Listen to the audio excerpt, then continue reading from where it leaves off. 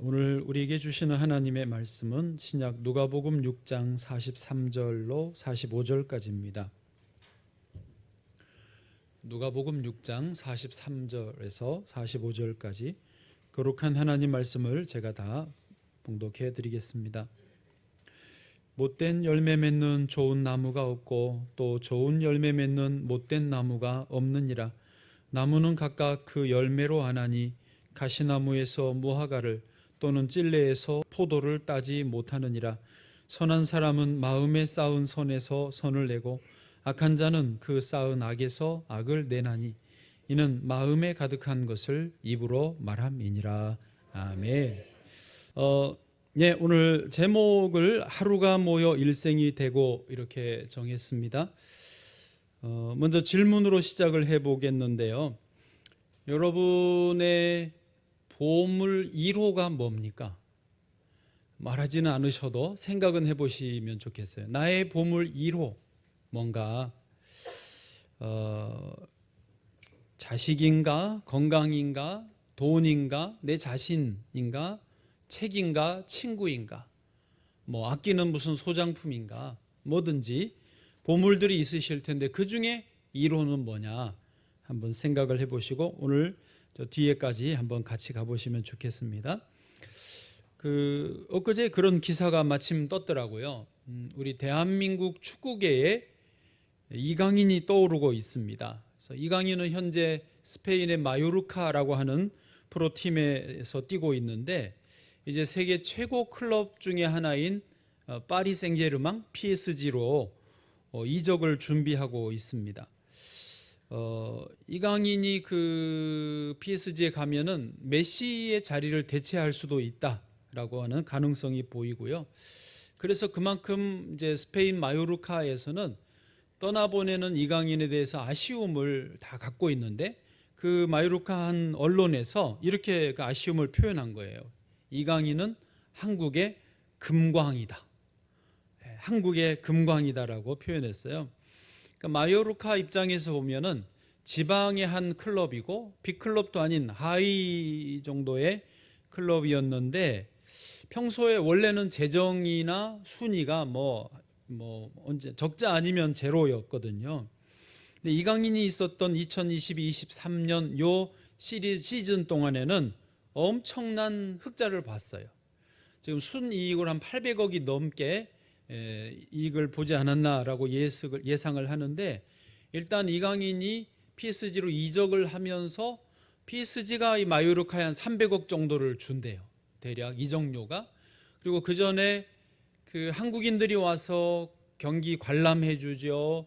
오면 또 티셔츠나 기념품 사가지요. 한국 기업들이 또 마요르카 그쪽에 광고를 많이 내죠. 이강인 때문에. 그래저래 해가지고 돈을 많이 이번에 벌었대요. 그래서 이강인이 한국의 금광이다라고 표현을 한 것입니다.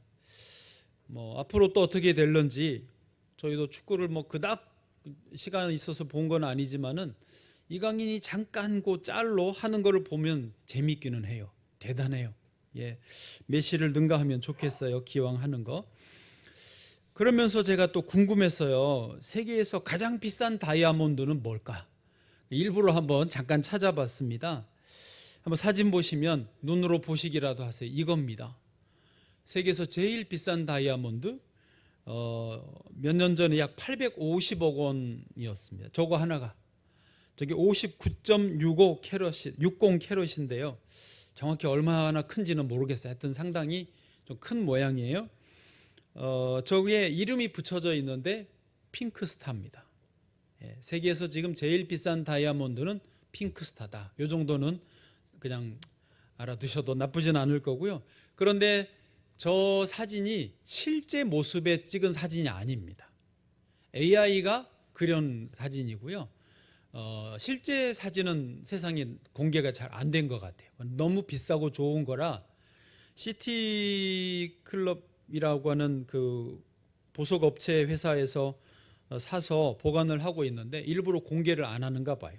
그냥 저렇게 비슷하게 생겼다라고 AI가 그려놓은 거고요. 하여튼 저게 850억입니다. 아주 그 색깔이 너무 이쁘고 아름답고 특히 빛을 비추면 그 반사율이 특이해서 값어치가 더 높았다고 합니다. 자, 어쨌든 그래서 다시 뭐 이강인이 그런들 저 핑크스타가 그런들 나와 무슨 상관입니까? 나에게 보물 1호는 뭐냐고요. 나의 보물 1호는 잘 있느냐 하는 것이죠. 그게 오늘의 중심 주제입니다. 내 보물은 잘 쌓여지고 있고 보관되고 있는가 하는 것입니다. 오늘 본문으로 들어가서 예수님은 좀 그 설교를 오늘 본문 앞뒤로 길게 하신 그 부분입니다. 그러니까 마태복음에서는 산상수훈이라고 해서 5장, 6장, 7장이 산 위에서 예수님이 하신 설교를 해서 산상수훈이라고 이름 붙여져 있고요. 여기 누가복음 6장 이 주변에는 같은 산상수훈과 비슷한 내용인데 평지에서 설교하셨다고 그래서 평지설교라고 이름이 붙여져 있습니다. 오늘 본문은 그 평지설교 부분에서 이제 나무와 열매를 연결시키는 메시지가 되겠습니다. 자, 오늘 본문을 좀 제가 세 가지로 주제를 나누어서 이렇게 말씀을 드려봅니다. 첫 번째 주제는 나무는 그 열매로 안다예요. 여러분 다 아시는 내용이죠? 나무는 그 열매로 안다는 것쯤은 나도 안다. 그래서 하품도 하시고, 네, 그러죠? 뭐 이거를 모르는 분은 없어요. 43절 말씀 같이 읽어보겠습니다. 시작. 못된 열매 맺는 좋은 나무가 없고 또 좋은 열매 맺는 못된 나무가 없느니라. 아멘. 그렇습니다. 하나님의 창조 질서 안에서 자연의 법칙이 그래요. 못된 나무가 좋은 열매 맺을 수 없어요. 못된 나무는 못된 열매만, 좋은 나무만이 좋은 열매를 맺을 수 있는 게 우리가 다 아는 상식적인 자연의 법칙입니다. 44절로 가보니까요. 시작.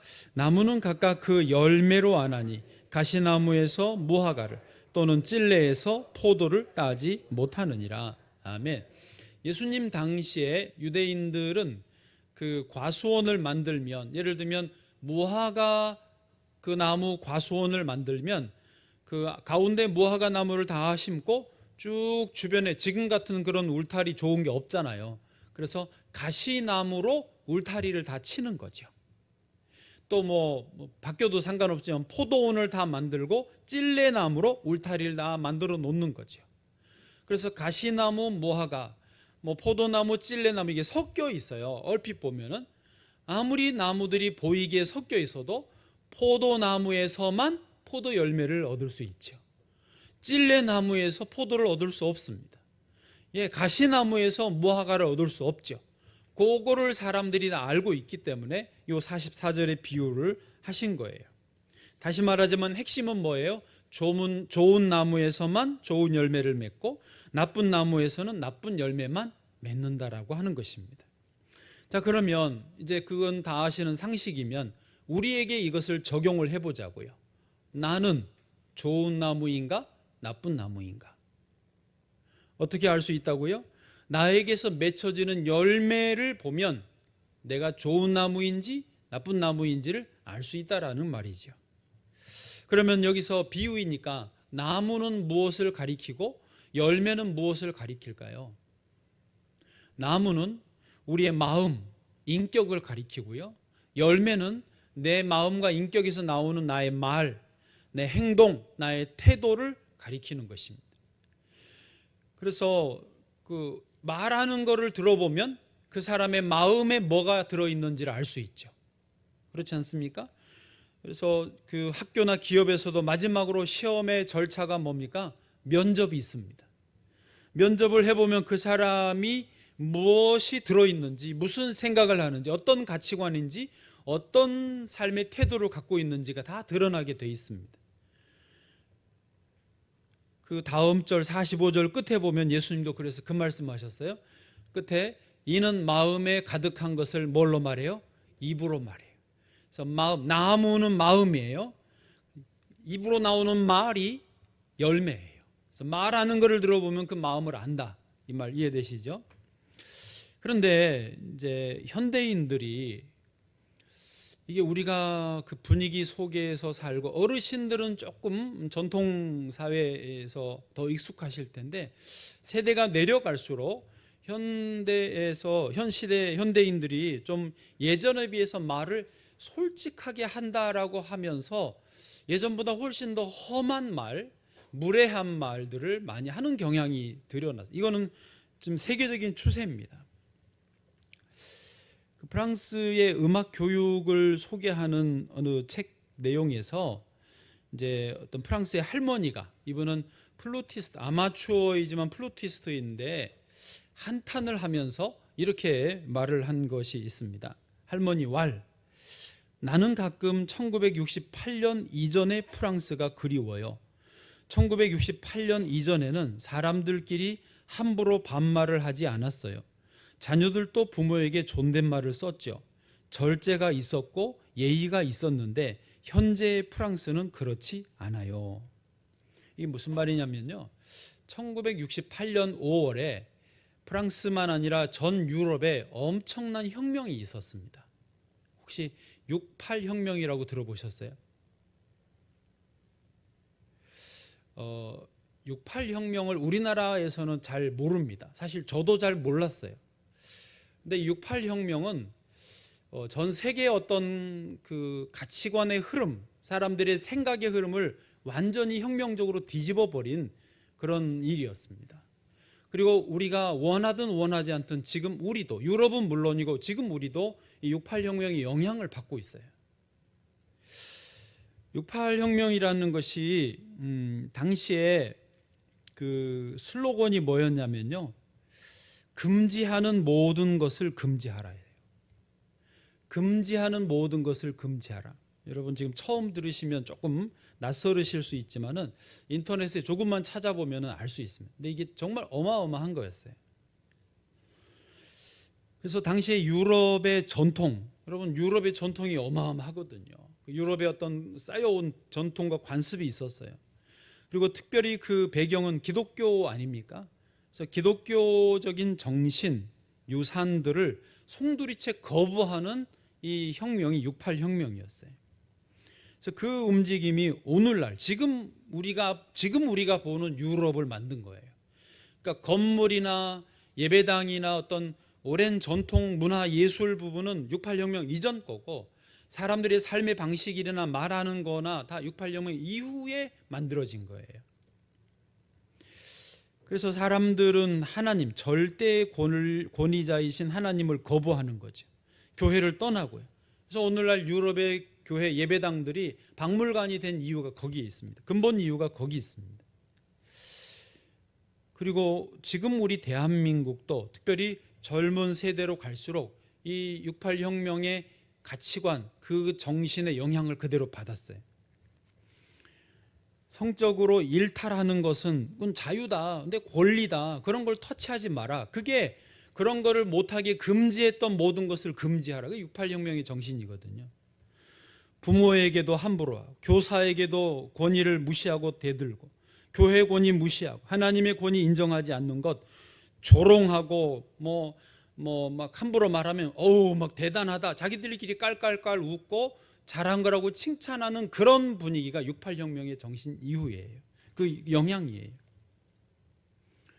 그래서 성적으로 표현은 대구에서 퀴어 축제 때문에 엊그제 대충돌이 발생했지 않습니까? 공무원들과 경찰력이 충돌했는데 참 이게 어이가 없는 상황이에요. 경찰들은 신고했으니까 자유가 있다 그러는 거고, 아마 홍 시장님과 행정팀에서는 이거는 인정할 수 없다라고 좀 막았던 것 같아요. 그래서 어쨌든 그런 68혁명의 결과로 우리가 사는 세상은요, 사람들이 탄식하고 있어요. 그 할머니처럼 왜 사람들의 말이 너무 거칠어졌어요. 삶 속에서 절제도 없고 예의도 없고 존중이 없어요. 그냥 내 하고 싶은 대로 사는데 뭐가 문제냐, 내 돈 내 산이라고. 이게 지금 그 흐름 속에 다 있어요. 저도 이번에 알았는데 작년에 2022년도 11월 달에 우리나라 대통령이 캄보디아에서 열리는 동아시아 정상회의에 참석하기 위해서 이제 대통령 전용기를 타고 가잖아요. 그런데 성공회의 사제, 대전에 그 성공회 한 사제 한 분이 SNS에 글을 올렸어요. 뭐라고 올렸냐면, 한마디로 말해서 전용기가 추락했으면 좋겠다는 거예요. 전용기가 추락하길 바람하지 않는다. 온 국민이 추락을 위한 염원을 모았으면 좋겠다. 뭐 정치적인 입장이 어떻든지 간에 아무리 그래도 그 사제가 말이에요. 그것도 사제가 그걸 SNS에 올려서 그러면 좋겠다라고 표현하는 게 이게 아무리 표현의 자유가 좋지만 좀 심하지 않느냐 하는 거죠. 그래서 아마 온갖 비난을 받으신 것 같아요. 그리고 성공회 교단 내에서도 청문회 절차 같은 것도 없이 곧바로 사제직을 박탈시켰습니다. 여러분, 나무에서 열매가 나오는데 지금 우리 이 시대가 나무가 다 망가져 버렸어요. 마음이 다 망가져 버렸어요. 뭐가 진짜 좋은 건지 옳은 건지 선인지 진리인지 아름다운 건지 기준을 흩어버렸어요. 금지하는 모든 것을 금지하고 모든 권위를 부정하면서 그냥 내가 내 마음대로 사는데 내 자유인데 그래서 다 탄식하는 거예요. 자유가 있지만 자유에는 책임이 있고 한계가 있습니다. 자유를 자기가 책임을 져야 되는 거예요. 그래서 나무는 그 열매로 안다, 이게요 간단한 문제가 아닙니다. 그리고 두 번째로 넘어가시면 마음의 진짜 보물을 쌓으라는 거죠. 마음에서 나오니까 마음에 진짜 보물을 쌓아야 좋은 게 나올 거 아닙니까? 그 말입니다. 45절을 눈으로 보여주시면 여러분 보시면 45절을 잘 읽어보시면 이렇게 읽힙니다. 마음에 진짜 보물을 쌓으라 그랬는데 45절 제가 이해하는 대로 읽어드릴게요. 선한 사람이란 누구냐? 원래부터 선하게 태어난 사람이 아니고 악한 사람이란 누구냐? 원래부터 악하게 태어난 사람이 아니다라는 거예요. 선한 사람이란 마음에 선을 계속해서 쌓았기 때문에 선을 내는 선한 사람이 된 거라는 거예요. 거꾸로 악한 사람이란 원래 악한 사람이 아니고 자기도 모르는 사이에 악을 계속 쌓다 보니 마음에서 악이 나오는 게 그게 악한 사람이라는 거예요. 원래 저 인간은 나빠 그런 사람 없어요. 원래 저 사람 좋은 사람 그런 거 없어요. 그냥 계속 선을 쌓다 보니 선이 나와요. 악을 쌓다 보니 악이 나온다라는 거죠. 그래서 마음에 가득한 것을 입으로 말할 뿐이에요. 여러분, 우리가 다 나름대로는 마음에 뭔가를 지금도 쌓고 있어요. 오늘 이 시간에는 선이 쌓여지기를 축복합니다. 그러나 평소에 나름대로는 뭔가를 쌓고 있어요. 이게 선인지 악인지 잘 구별 못해도 어쨌든 내게 인풋이 계속 되고 있어요.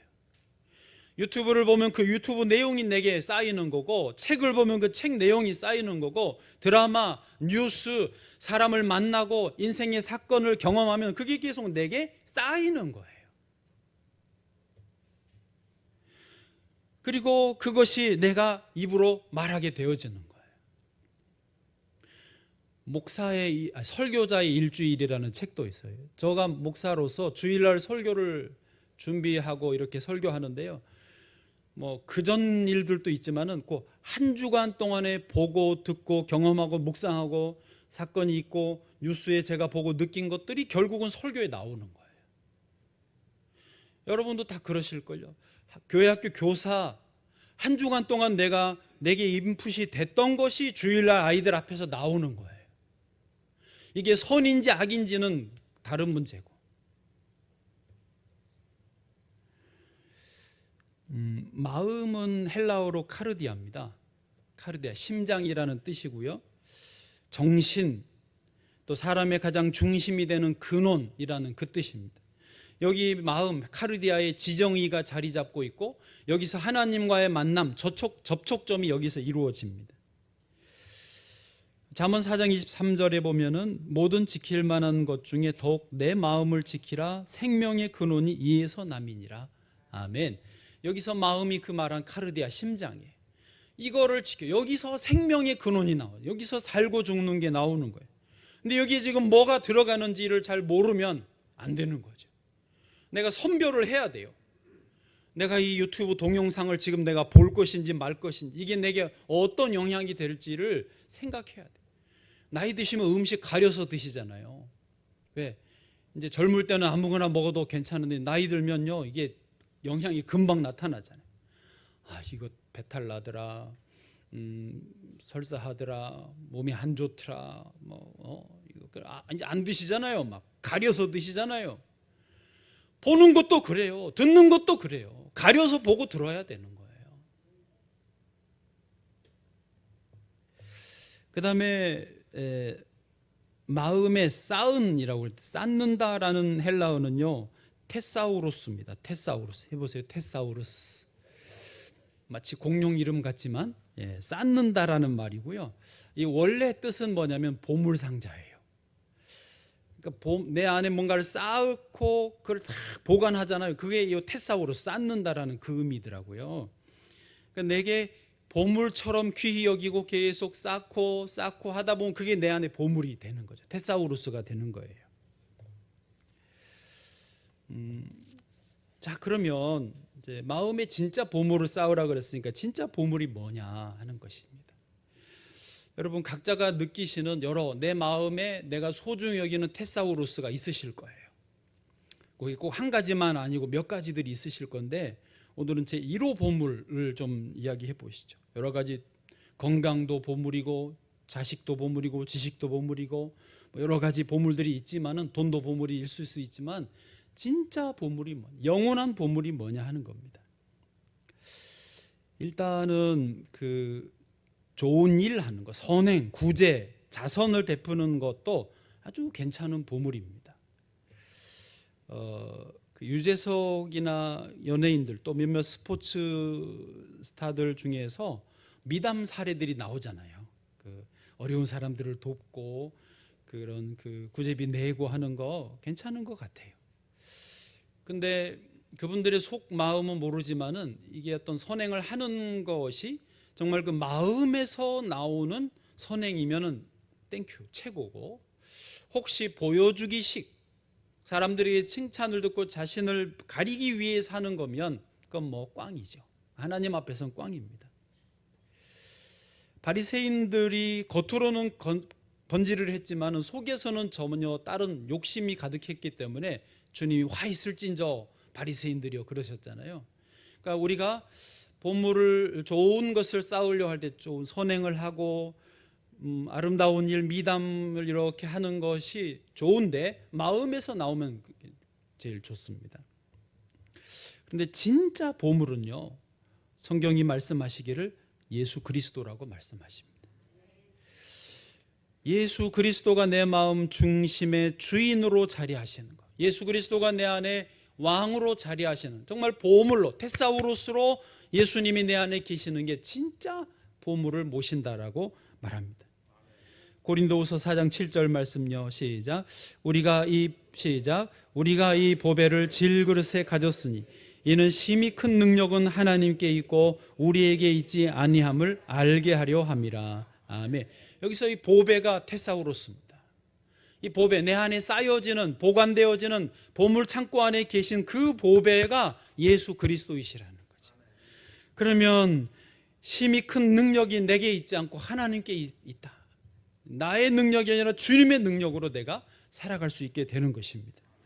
사도 바울은 그렇게 예수님을 주인으로 모시고 보배로 모시고 살아가면서 자기가 경험한 걸 말해요. 뭐라고 그러냐면, 그 안에, 골로새서 2장 3절, 그 안에, 즉 테사우루스이신 예수님 안에는 지혜와 지식의 모든 보화가 감추어져 있다. 이 자기 경험이에요.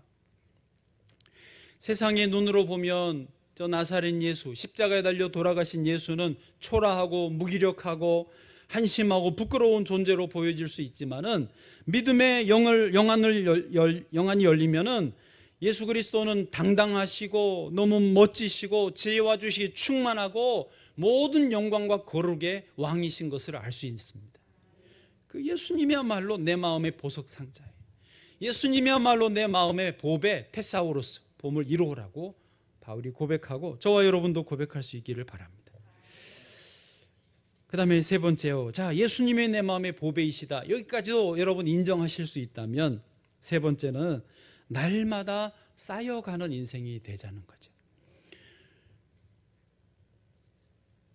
여러분 인생을 되돌아보실 때에 뭐가 쌓여 있습니까? 그저 웃지요. 내 인생에 뭐가 쌓여 있습니까? 저도 이 말씀을 어제 준비하면서 잠깐 돌아봤어요. 어제 내 인생에 뭐가 쌓여 있지? 눈물만 나더라고요. 별로 쌓여 있는 게 없는 것 같아서. 어떤 분은 통장에 잔고가 쌓이지 않는다고 한탄하지 마십시오. 뭐 많은 분들이 통장에 잔고가 잘 안 쌓여요. 그 쌓인들 그게 꼭 내 것도 아닙니다. 내가 써야 내 돈이고 내가 먹어야, 냉장고에 맛있는 것도 먹어야 내 음식이지요. 쌓여, 인생에서 그 참 원하는 것들이 잘 쌓이지 않는 이유가 굳이 있다면 왜 그럴까요? 왜 안 쌓였을까요? 하다 말다 해서 그래요. 안 그런 것 같습니다. 그렇죠? 계속하면 꾸준히 해야 쌓이는데 하다가 또 잊어버리고 안 하고 그러면 잠깐 쌓여놨던 것도 흩어져 버리죠. 또 잊어버렸다 또 하다가 또 잊어버리면 또 흩어져 버리고 하다 말다 하니까 이게 잘 안 쌓여요. 꾸준히 매일같이 꾸준하게, 작아도 꾸준하게 티끌모아 태산처럼 꾸준히 하면 쌓일 텐데요. 꾸준하지 못하니까 하다 말다 하니까 흩어지는 거예요. 또 혹은 이거 하다 저거 하다 하니까 안 쌓이는 거죠. 이것도 안 되고 저것도 안 되는 거죠. 제 친구 목사 김성진 목사라고 있습니다. 같이 신학교 졸업하고 부교육자 몇 년 하더니 조금 빨리 익산에 내려가서 교회를 개척을 했습니다. 그런데 하필 개척한 그 동네가 익산시에서 중소도시인데 그 익산역 바로 뒤편에 소위 그 밤거리가 유명한 호텔, 러브호텔, 나이트클럽 이런 데 한가운데에다가 교회를 개척을 했어요. 개척하고 얼마 안 돼서 우리도 가봤더니 황당하더라고요. 너 어쩌려고 여기다가 개척을 했느냐. 자기도 모르겠대요. 하나님이 인도하셔서 하다 보니 여기가 자리가 잡혔대요. 그게 24년 전인데 거기서 어찌어찌 하더니 교회를 건축을 했어요. 그러니까 허름한 그 공간을 얻어서 했는데 거기를 사서 털고 새로 예배당을 건축했는데 물론 예배당이 대단하지 않아요. 그냥 저희 요 예배당이나 비슷할 거예요. 대신 이제 지었으니까 좀 조립식으로 천장은 높고 거기서 24년을 한 거예요. 근데 23년 만에 작년에 처음으로 장로님 2분을 세웠어요. 그리고 올해 사실은 바로 어저께 목사 위임식을 했어요. 그 소식이 제가 너무 좋아서 제가 또 가깝기도 하고 저희 목회자, 저희 동기, 이제 저희가 신대원 88기인데 동기 한 110여 명 있는 동기방에 그걸 올렸어요. 다 목사님들이, 동기들이 다 박수치고 정말 좋아, 잘했다고, 충성된 종이라고 너무너무 다 그 댓글이 많이 달렸어요. 여러 가지 그 경조사도 올라오고 그러거든요. 그런데 그런 거 당연히 서로 애도하고 기뻐하지만은 이 김성진 목사의 24년 만에 위임식을 하는 그 일에 대해서 다 너무너무 좋아하는 거예요. 목사들이기 때문에 더 잘하는 거예요. 한 곳에서 개척해서 매주 매년 한 해 한 해를 자리를 지키면서 전도해도 잘 오지도 않고 부흥되지도 않고 성장되지도 않고, 그리고 김성진 목사가요, 저희들 만나면 자주 자기는 참 열등하다라고 표현해요. 너무 안 되고, 니네들은 목회도 잘 되고 서울에서 하고 나는 시골에서 되지도 않고 늘 좀 이랬거든요. 그래도 자리를 지키는, 꾸준하게 하는 거예요. 제가 그 단톡방에 소식을 올려줬더니 사람들이 막 좋아하고 칭찬하니까 이렇게 자기도 또 댓글을 썼어요. 교회 개척한 지 24년 만에 목사 위임을 받게 되었네요. 불충한 종의 모습을 보여주고 있지요. 능력 있게 사역 잘하고 계시는 분들이 언제나 부러울 뿐입니다. 그래도 맡겨진 사역지에서 부족하나마 충성하겠습니다. 감동이더라고요. 다 아는 거예요. 그곳에서 하여튼 24년 해서 목사가 위임을 한다는 건 그 교회와 이제 혼인식을 하는 거거든요. 이제 완전히 뭐 어떻게 할 수 없어요. 그냥 혼인 신고하는 거예요. 그 혼인식을 24년 만에 하니까.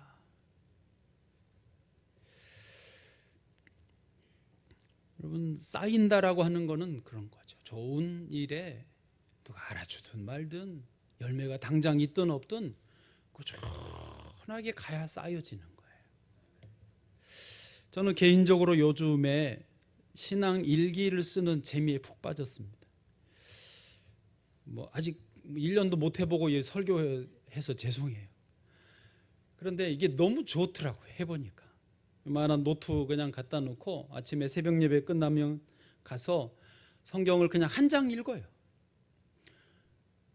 읽은 내용 중에서 마음에 오는 단어나 한 구절이나 그냥 거기다 적고, 그리고 거기에 대해서 저의 어떤 느낌을 그냥 또 적어요. 뭐 형식도 없고 분량의 한정도 없어요. 그냥 적다가 또 어느 정도 적었으면 펼쳐놓고 다른 일 봅니다. 오전에 일 보다가 낮에 와서 또 한번 잠깐 들여다보고, 이 말씀을 내가 아침에 감동이 있었구나. 또 몇 자 생각나면 적고, 안 생각나면 그냥 보고 말고, 그렇게 보다가 말다가 하면서 하루를 그 신앙 일기 속에 살아요.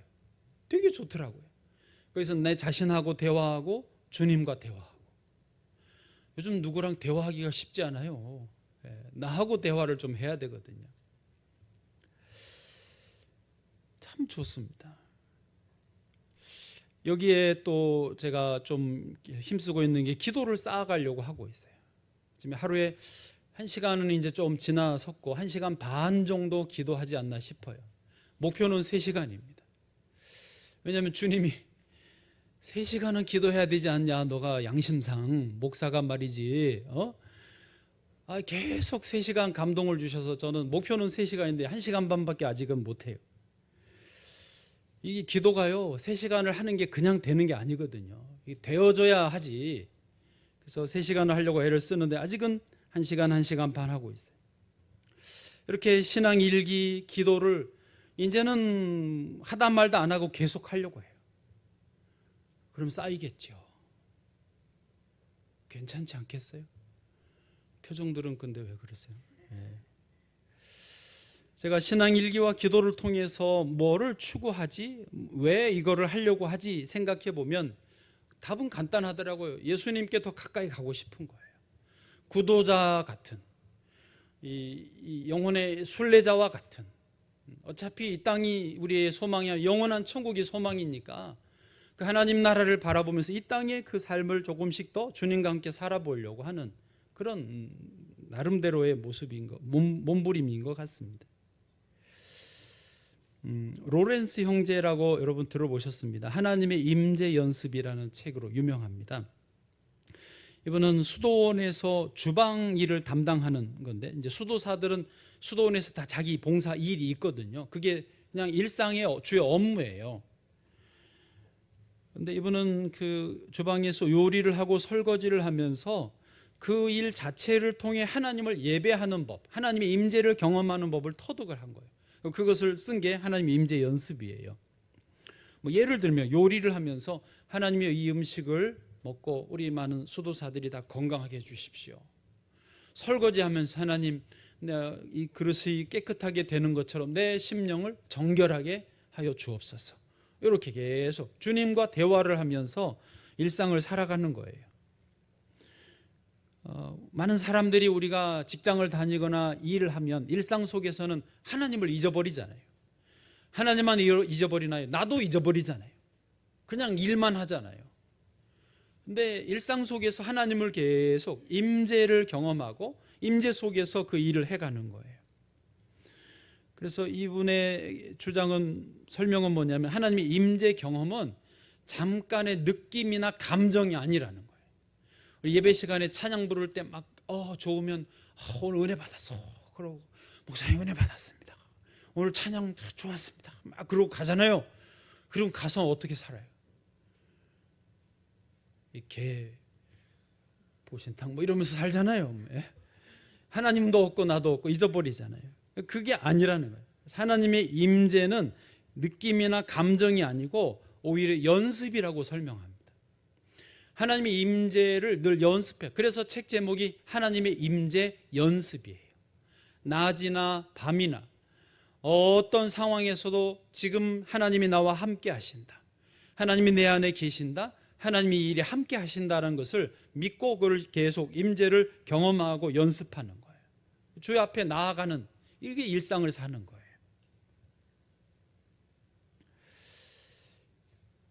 그렇게 하루가 모이면 그게 나의 일생이 됩니다.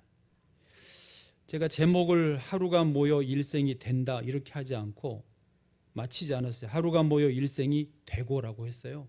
그럼 뒤에 뭐가 있다라는 거죠? 뭐가 있죠? 심판이 있습니다. 절대자 하나님 앞에 내가 하루하루 살아온 날들에 대해서 그게 내 일생이 되고 그에 대한 심판이 분명히 있는 거죠.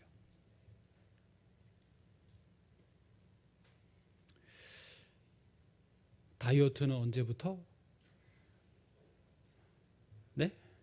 내일부터. 왜? 오늘 불고기 나오거든. 그러나 다이어트 오늘부터 뭐 하려면 오늘부터 해야, 안 하려면 말고요. 기도는 언제부터? 지금부터. 성경 읽기 언제부터? 주님의 임재를 경험하는 거 언제부터요? 지금부터 해야 돼요. 그렇게 하루가 모여 일생이 되고 하나님의 심판대 앞에서 칭찬을 받는 거죠. 우리 한 걸음 한 걸음이 얼마나 중요한지 몰라요.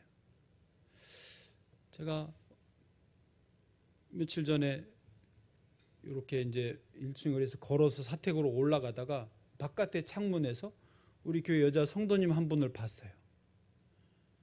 근데 이 성도님이 교회 현관을 향하여서 너무 흐뭇한 표정으로 서서 웃고 계시는, 너무 흐뭇한 표정으로 바라보고 있는 거예요. 순간적으로 저분이 왜 예배당을 바라보면서 저렇게 흐뭇한 표정을 지을까? 생각해 보니 제가 직접 못 봤는데 그 표정만 봤는데 그 아들이 항상 이제 걸어 다니거든요. 유치부 다니는, 이제 이 아이가 이제 막 걸음걸음을 다녀요.